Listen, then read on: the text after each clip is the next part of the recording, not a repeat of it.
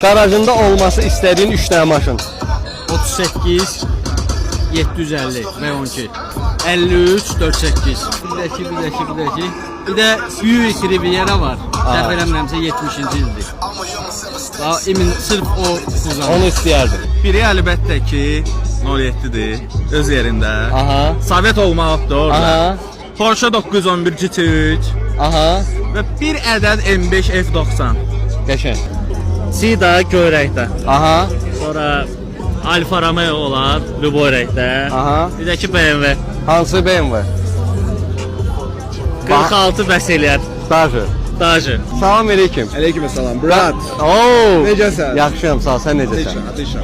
Garajında olmasını istediğin 3 tane maşın denən bizə. Okey, modelini demeyeceğim. Mercedes. Aha. Ayım. Aha. Detaylıca olacak. Elektrikadır. İnşallah. Tam Geçen. elektrika. Ve yağın ki retrodan nəsə fikirləşdik. Yağın ki Pobeda. Üf. Audi. BMW deməyəcəm ha. Okey, ne istersen de özüm bil. Pagani istərdim. Bir daha Ferrari. Qəşəng. Bahalıdır. Golf R32, Aha. Skyline Silvia. Yapon. Bir de Golf'u saymasan Yapon da. Full Yapon. Əla.